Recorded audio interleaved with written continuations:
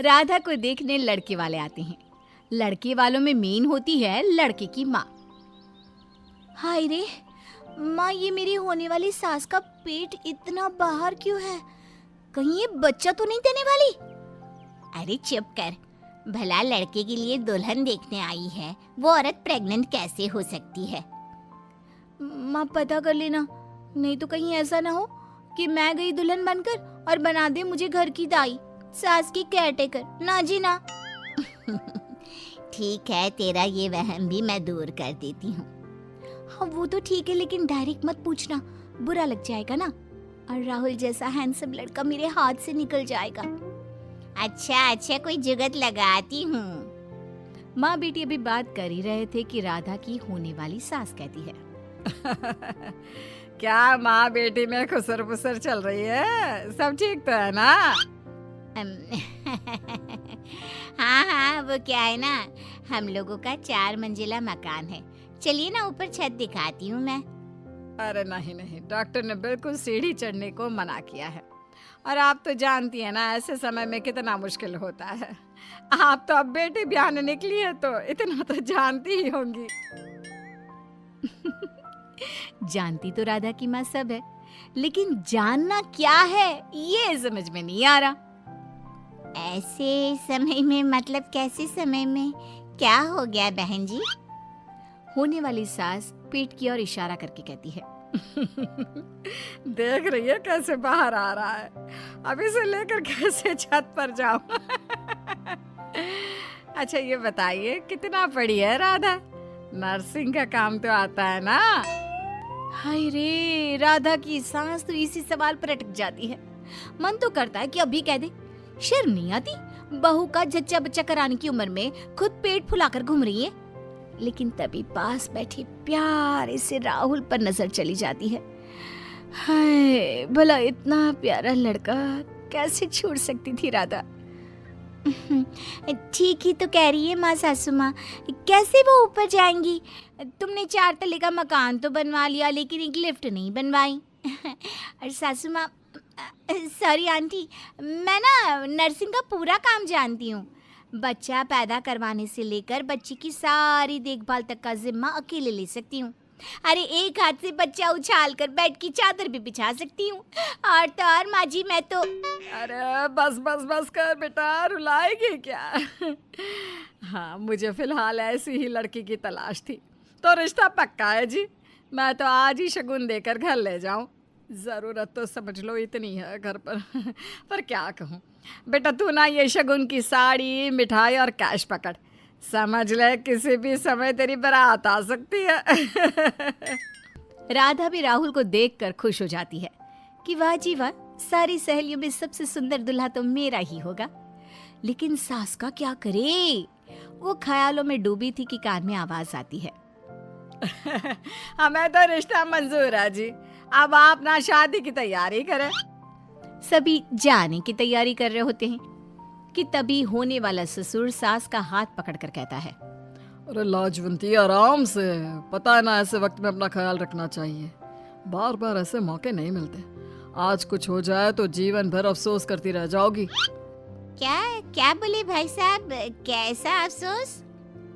अरे अभी तो जश्न होगा जश्न, तब तक तो ठीक रहना है कि नहीं? सभी चले जाते हैं। जाने के बाद राधा के घर के सारे लोग साथ बैठते हैं। बेटी बड़ी भाग्यशाली हो तुम, जो राहुल जैसा लड़का मिल रहा है। राधा की माँ, सब तो ठीक है, लेकिन मेरे मन में एक सवाल था। राधा की माँ को लगता है कि राधा के पिता को भी लग रहा है कि राहुल की माँ प्रेग्नेंट है।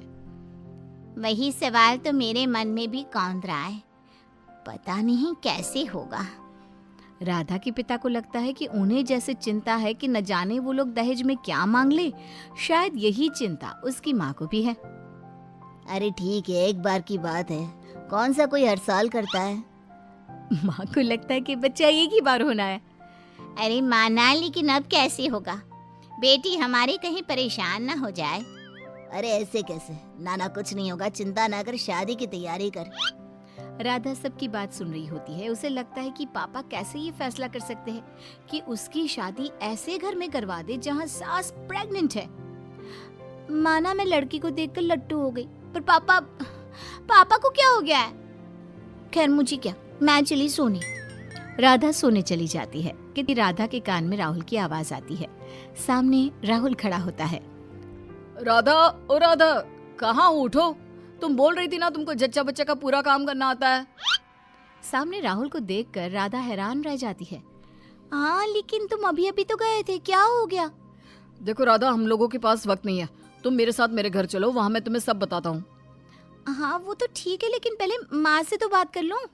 नहीं नहीं, अभी वक्त नहीं है। मैं पापा को बोल दूंगा, तुम्हारे घर वालों से बात कर लेंगे। फिलहाल चलो मेरे साथ। राहुल राधा का हाथ पकड़ता है।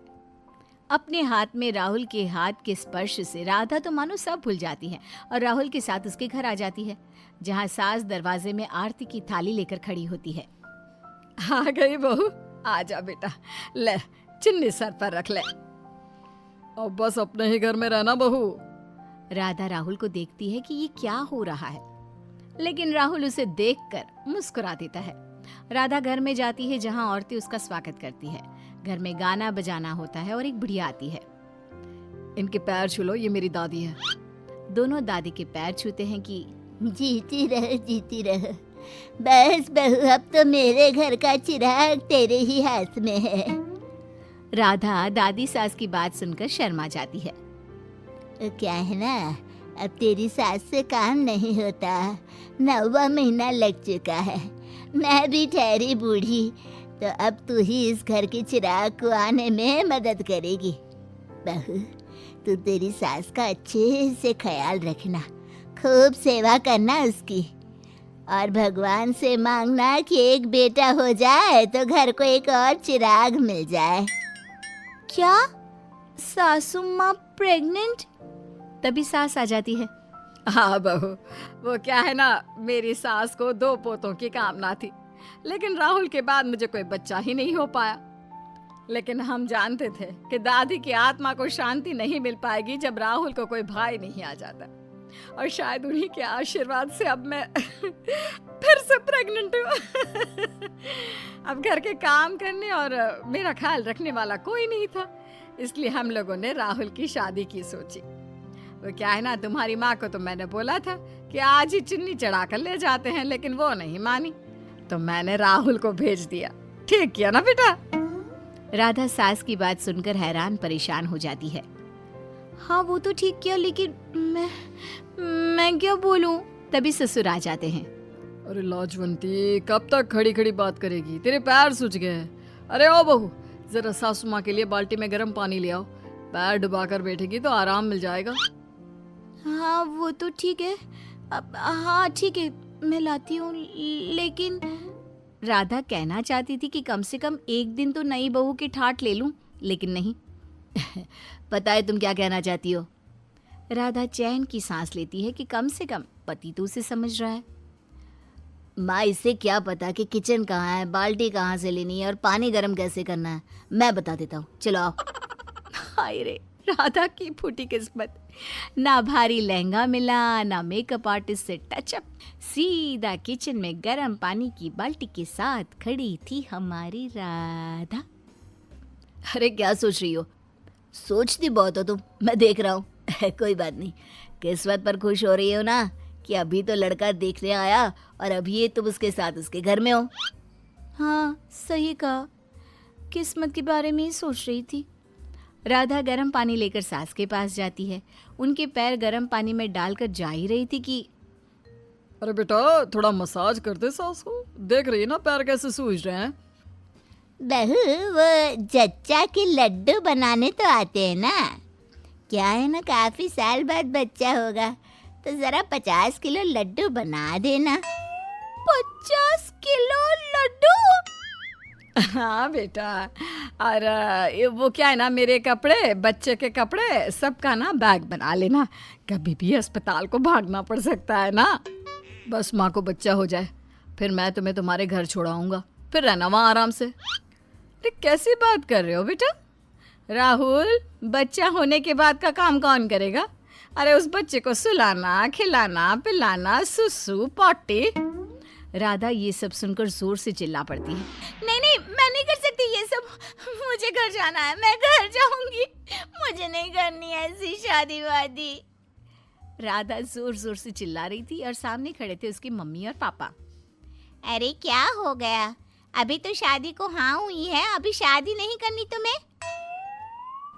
इसकी सास का फोन आया था, कह रही थी कि उनके पेट में पथरी का ऑपरेशन है तो ठीक होने में 2 महीने लग सकते हैं, तो शादी की 2 महीने बाद की ही डेट रखे।